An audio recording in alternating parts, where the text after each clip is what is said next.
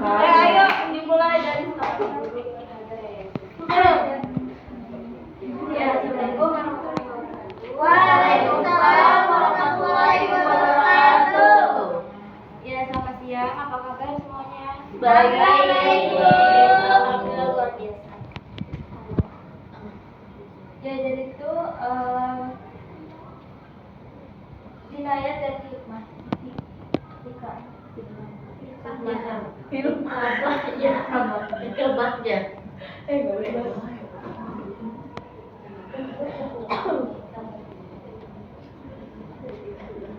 Asli selanjutnya Wi. Enak aja. Tidur Win, tidur. Ya, berjadwal. Yang pertama itu dilarang minum, yang kedua tidak memain HP, yang ketiga tidak berbicara saat belajar. Wait, Tujuan pembelajaran yang pertama memahami pengertian jinayat, yang kedua mengenal macam-macam jinayat, yang ketiga mengetahui sanksi hukum, yang keempat menyadari hikmah di balik hukum jinayat.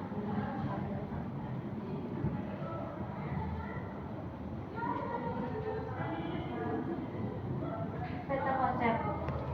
Yang pertama pembunuhan. Pengertian dasar hukum macam-macam. Kisos pengertian dasar hukum syarat dan hikmah. Yang keempat diyat pengertian sebab-sebab macam-macam dan hikmah. Yang kelima kafarat pengertian macam-macam dan hikmah.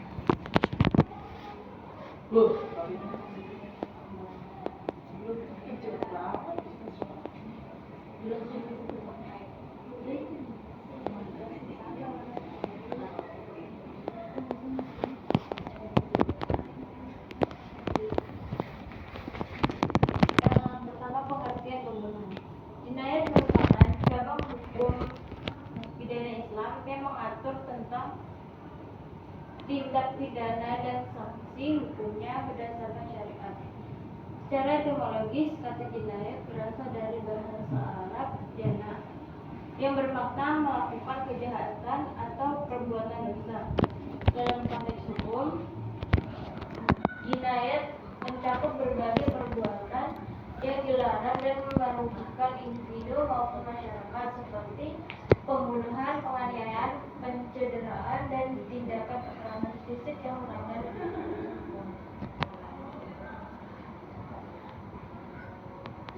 Yang kedua macam-macam pembunuhan.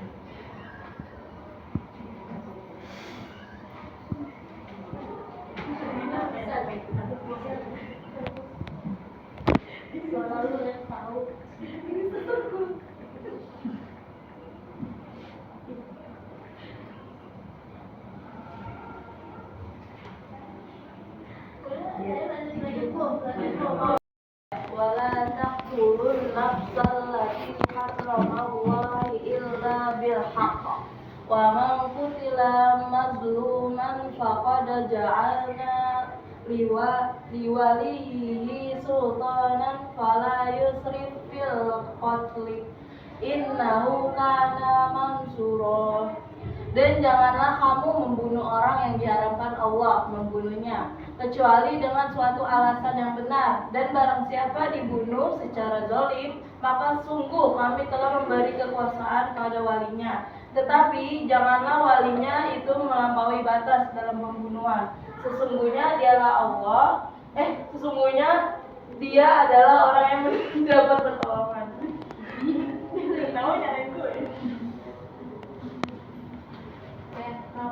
Keempat, hikmah larangan pembunuhan. Islam menerapkan hukuman bagi pelaku pembunuhan tiada lain untuk memelihara kehormatan dan Islam. Pelaku tindak pidana pembunuhan diancam dengan sanksi sesuai perbuatannya. Penerapan hukum pembunuh dimaksudkan agar tak seorang pun melakukan kejahatan yang menyebabkan hilangnya nyawa seorang.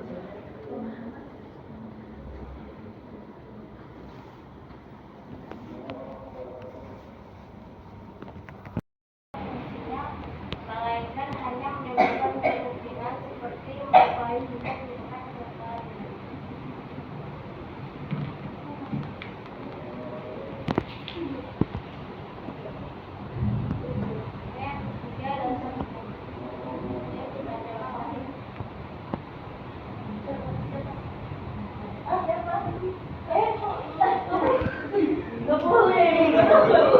Kerekam lagi. Nah, dasar hukumnya ini ada surat Al-Maidah ayat 45. Kami telah menetapkan bagi mereka di dalamnya atau di dalam Taurat ini bahwa nyawa dibalas dengan nyawa, mata dengan mata, hidung dengan hidung, telinga dengan telinga, gigi dengan gigi, dan luka-luka pun ada kisosnya atau balasan yang sama. Barang siapa melepaskan hak kisosnya, maka itu menjadi penebus dosa baginya. Dan barang siapa tidak memutuskan perkara menurut apa yang ditentukan Allah, mereka itulah orang-orang yang zalim.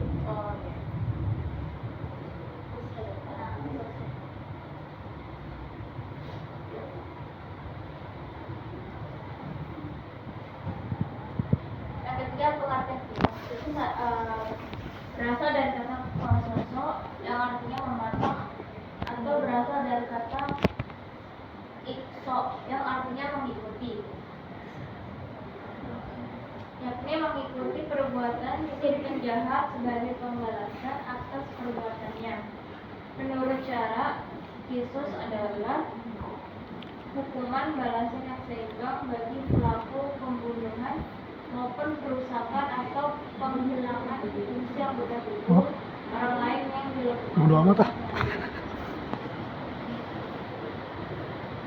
Kedua, anggota dijelaskan dalam Al-Quran surat Al-Maidah.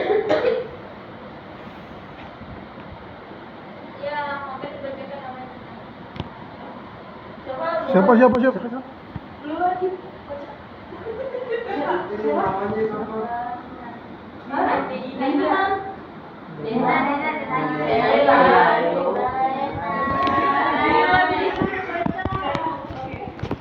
BA Uhamka.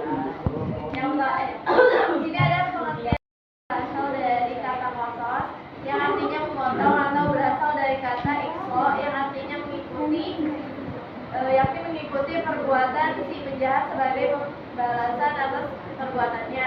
Menurut cara, kisos ialah hukuman balasan yang seimbang bagi pelaku pembunuhan maupun perusakan atau penghilangan fungsi anggota tubuh atau fungsi anggota tubuh orang lain yang dilakukan dengan sengaja. Terus ada dasar hukumnya, itu hukuman mengenai kisos ini, baik kisos pembunuhan maupun kisos anggota badan, dijelaskan dalam Al-Quran surat Al-Maidah ayat 45. Kami telah menetapkan bagi mereka di dalamnya Taurat bahwa nyawa dibalas dengan nyawa, mata dengan mata, hidung dengan hidung, telinga dengan telinga, gigi dengan gigi, dan luka luka pun ada kisosnya, balasan yang sama. Barang siapa yang melepaskan hak kisosnya, maka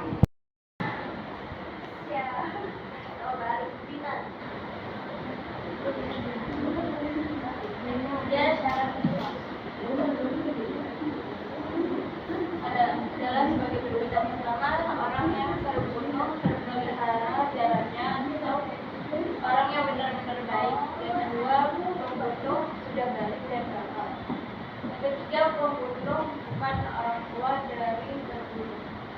Yang keempat, orang yang dibunuh sama derajatnya dengan orang yang membunuh, seperti muslim dengan muslim, merdeka dengan merdeka, dan hamba dengan hamba. Ayat sama, jiwa dengan jiwa, mata dengan mata, dan lain sebagainya.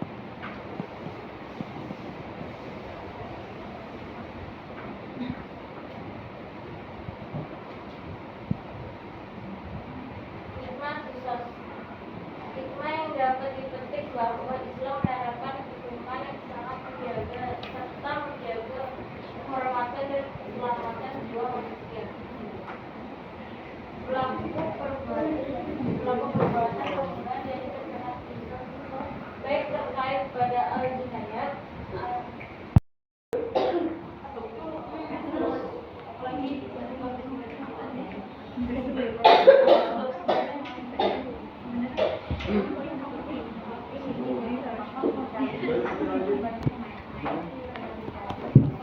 sebagian. Yang pertama, pembunuhan sengaja yang pelakunya dimaafkan yang terbunuh. Kedua, pembunuhan secara sengaja. Ketiga, pembunuhan bersama tanpa pembunuhan. Yang kelima, bisa sulit dilakukan.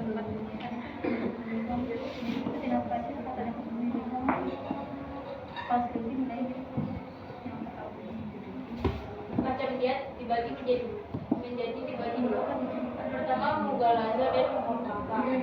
Kalau Mugalaza itu bisa berat. Merupakan membayarkan 100 ekor unta atau unta betina lebih dari 2 tahun dan 20 unta imana rambutnya. Yang unta jantan lebih dari 2 tahun. Hikmahnya adalah mencegah pertumpahan darah serta sebagai obat anti dari rasa dendam keluarga berat terhadap pelaku tindak pidana pembunuhan atau bentuk penganiayaan.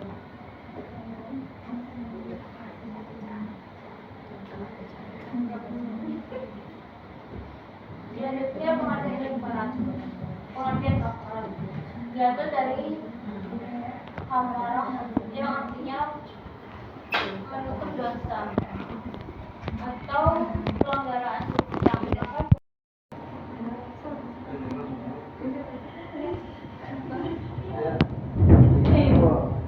Hikmah kafarat adalah menyesali perbuatan yang buruk. Kedua, untuk menuntut manusia agar segera bertobat kepada Allah. Ketiga, menstabilkan mental manusia hingga ia merasakan ketenangan diri karena tuntutan agama atau membayar orang setelah ia bebas.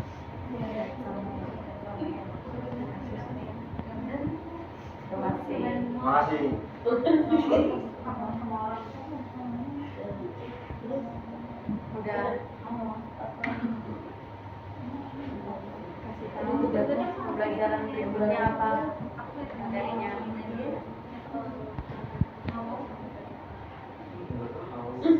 Asal aja. Asal nyebutannya. Lu kok jangan pantang itu Jo. Senjong. Masalahnya asal. Tentang cahaya gitu. Aduh, sesak napas dah. Selanjutnya adalah tentang berpuasa. Dah. Ulang lagi ya. Ulang lagi. Ya, ulang udah. Ulang.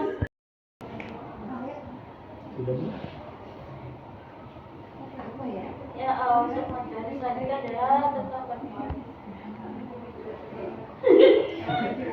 Kamu sih mau ketawa deh. Wah. Siapa yang tahu? Tahu. Oke, selanjutnya pengertian berpuasa. Ya.